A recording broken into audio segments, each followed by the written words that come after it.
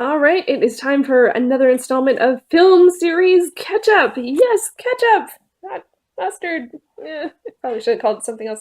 Anyway, hey everyone, it is Shannon, and I'm super excited to be here today to do another installment of film series catch up.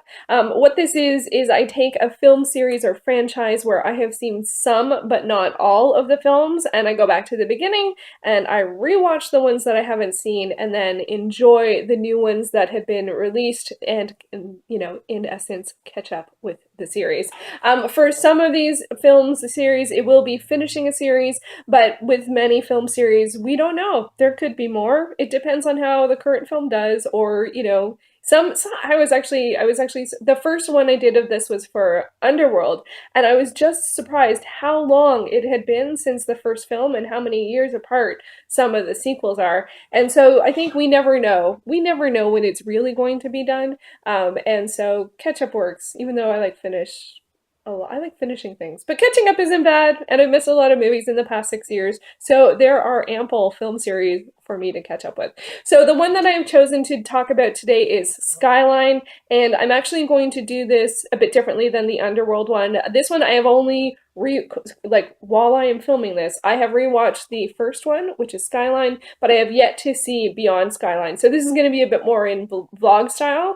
So I'll share my thoughts here, and then I will go watch the movie and then share my thoughts on the second one. But yeah, and so this is just a 2 film series, at least so far. And we have Skyline, the original one, which actually came out, and it's on the poster. Let's look at the poster. 2010, November 12th, 2010. I really love this poster. I remember when it came out, I was like, wow, that looks awesome. And I can't believe it was so long ago, 9 years, or 8.5, 8.25. Yeah, so this came out in 2010, and then Beyond Skyline came out in the past couple of years. And I just noticed it popped up on Netflix, and I had no idea that there was a sequel to Skyline. And it has, I think it has Uwais in it, which is like, are you serious? Like, he's just formidable. He's from the Raid movies, and he's just a formal martial artist. And so I'll watch anything he's in. Also, Frank Grillo is in the sequel. But let's talk about the original one because I haven't seen the sequel yet. I'm excited about it, but before I got to that, I decided to rewatch the original Skyline, which I obviously have on DVD. Ooh, I touched the edges. Bad, bad. So, yeah, and so I rewatched it the other day. It's quite short. It's like an hour and a half. I remember watching it in the theater. I remember being excited about it. I remembered enjoying it, but I didn't remember too much about it in terms of the story and stuff like that. And okay, fair warning, spoilers ahead. These types of videos will be spoilery because you can't talk about additional films in a series without talking about the content of earlier works in the series. So yeah, but it was kind of funny because I was like, yeah, I can't really remember like the plot of Skyline, and then like when I was watching it, I was like, oh yeah, there's not a huge plot. Like it's an alien invasion action movie, but like there's not that much that happens in terms of plot. And I actually, one of the things that I liked about the film is it wasn't too explainy, and because we have Eric Balfour who plays the protagonist who comes to LA with his girlfriend. I don't know if they're married. I think it's his girlfriend. And he comes to visit one of his friends out there that is very successful. And, after one night of partying or whatever, like there is this alien invasion attack, and it's so cool. I love the poster. And I really, in particular, love this image. But it's very blue. I like blue. Any films that are blue, so I like water movies, I like space movies. I apparently also like alien invasion movies. I knew I liked alien invasion movies.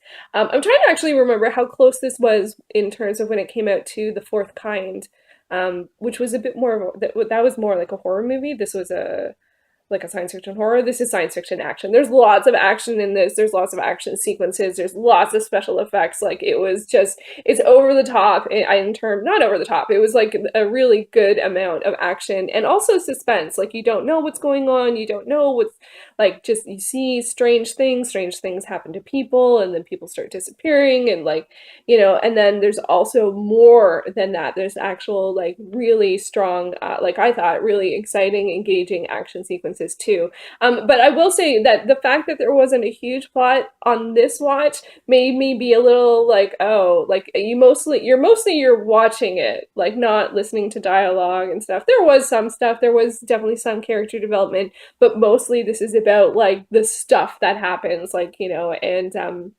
there's some good character stuff in there, but this is mostly about like aliens and action and and explosions and like will something happen, won't something happen, should we do something, should we not do something, what happens when we don't agree about what we should do, those kinds of tense stuff, which actually now we see a lot more because there's a lot of survivalist type things out there, shows, and like it's just it's themes that at the time I didn't remember seeing as often as we do now. I think now, because there's so much post-apocalyptic stuff and there's so much zombie stuff, that you end up having you see these survival conversations, like what to do, how to do it, do we need to be in agreement, what happens if we're not in agreement. This one did not go super far in that and was not super tense. The action kept things going very much.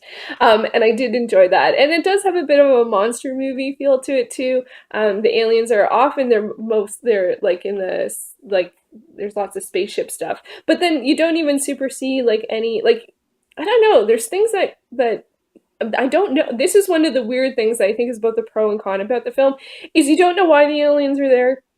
You don't know what they look like. There are things that come to the Earth and like cause havoc and stuff like that seem like they could potentially be some sort of, they mostly seem like machines, but maybe they're a combination of machines and people, and there is this idea of it of like using human brains for machines. So but it's all explained visually, so so you have to interpret it. It's not people having conversations or aliens having conversations with subtitles or something, and aliens talking to the subtitles now, like seeing a subtitle conversation. So yeah, so you have to interpret what's going on, but mostly it's like action, science fiction, mayhem. Most of the people don't survive, and yeah, and there is one trope in this one that I didn't super like, but it happens in a lot of, again, survivalist fiction. So overall, I did enjoy it, but not as much as I thought I would on rewatching. But I am curious to see the sequel, and I did check on Letterboxd. A couple of the people that I know and have known for a long time really did like the sequel, which bodes well. Both Marina and Andrew liked it. So I tend to have similar taste to them, so I trust that. Because after rewatching this, I was like, oh man, I don't even know. But science fiction, action, movie, like I'm always going to give it a shot, and I do like the cast, and so I am going to take a look at that one. Hopefully tonight. I was going to watch it last night, but my internet was a bit testy, so I didn't want to do that, but hopefully I will watch it tonight and come back with some more thoughts. I don't know anything about it other than the cast, and that is on Netflix, and so we shall see what Beyond Skyliine, that is what it's called, Beyond Skyliine is all about, and I will be back in a bit. Okay, so it is later in the day, and I am just waiting for my tea to steep, and I am looking forward to checking out Beyond Skyliine. It's actually really a lot later in the day.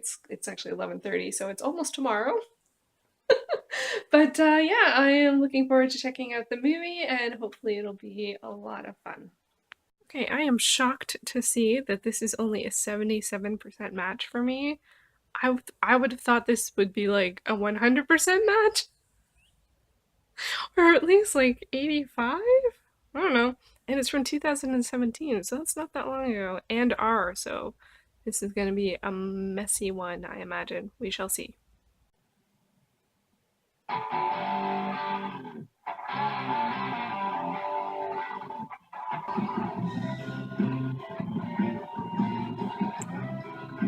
I've only been watching for about 5 minutes, but I can already say with some pretty strong confidence that I think this was shot in Toronto. There have been 2 locations that look very familiar, and then there was a subway shot, and I'm like, oh yeah, that's Toronto. But of course, that could have been, they don't have to be here necessarily to get a shot like that. But it's like, yeah, no, this looks very familiar.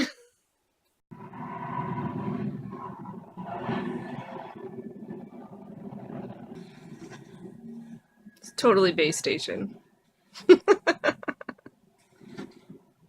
Not LA.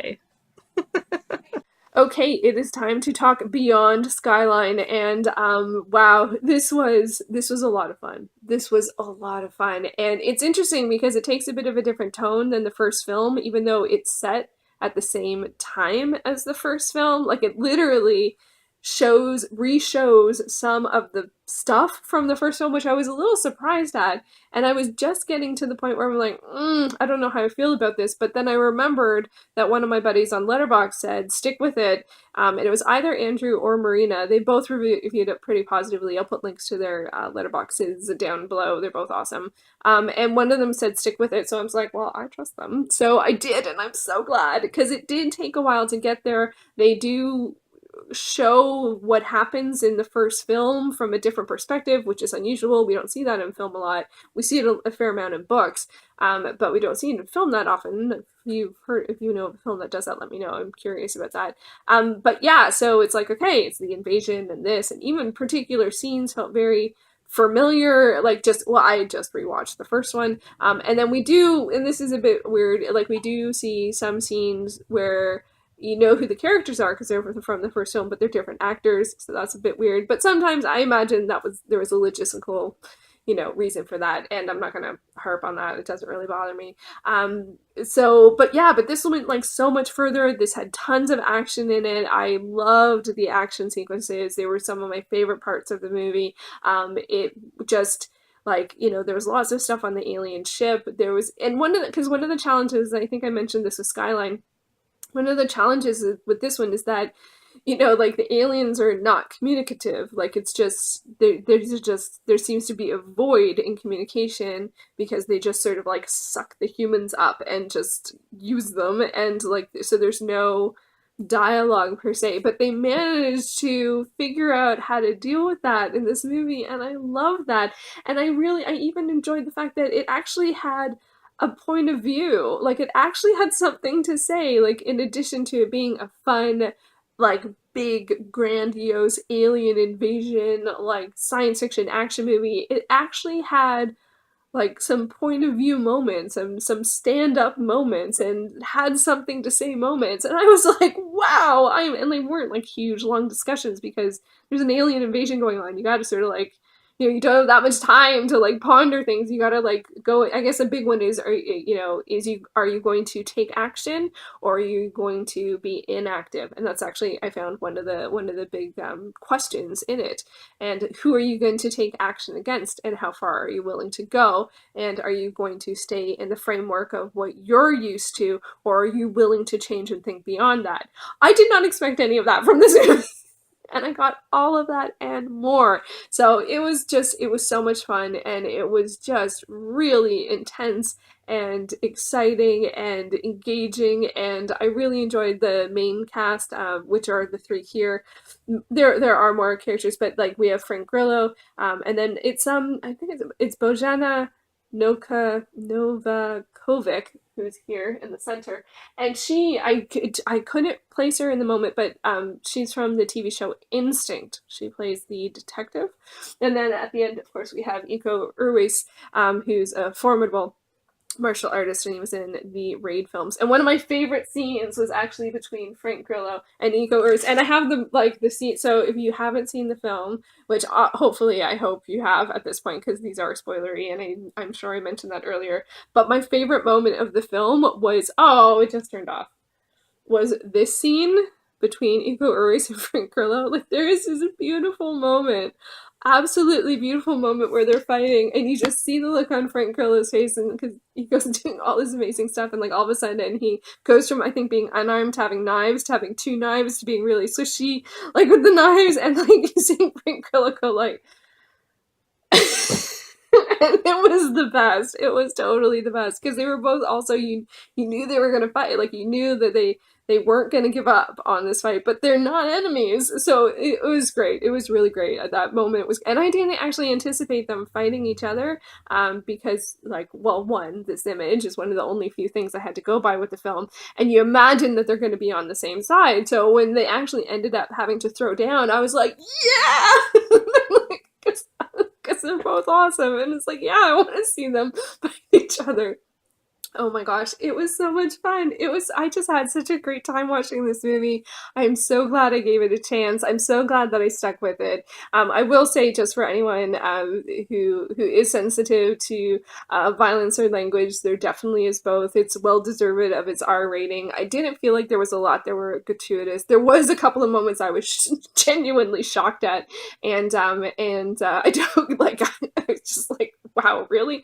And I laughed because it was like, really? But it wasn't, again, it wasn't, I guess it actually, some of those edged on gratuitous in terms of grotesque, but it was not shock. I didn't feel like it was super shock value. I don't know.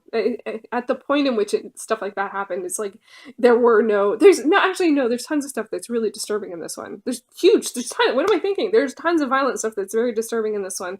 Whether it's in the action sequences or just the sort of alien invasion stuff.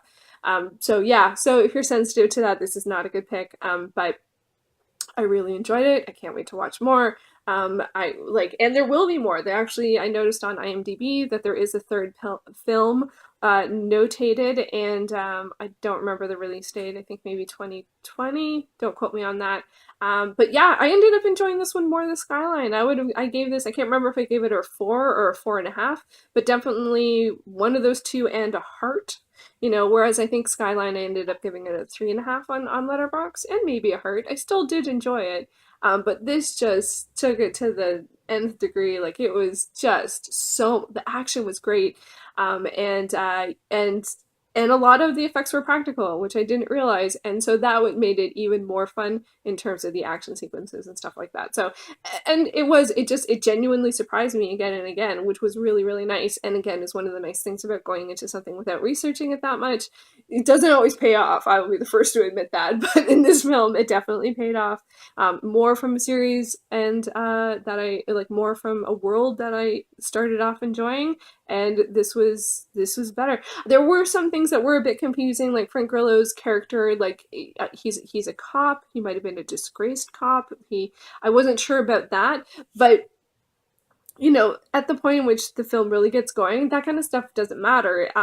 I found, because they're in this like incredibly intense, unique situation, and sort of like what your day job is doesn't matter. So there you go, Beyond Skyline, and then we are getting the Netflix screensaver.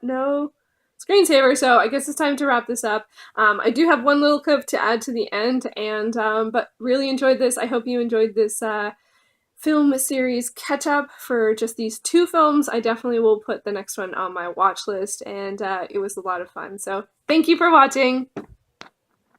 I loved the credits for Beyond Skyline. So much fun. So much fun. Kind of breaks the fourth wall for sure, but so much fun. This one definitely gets thumbs up and remove from list so I can make space and hopefully don't hit my cap anytime soon.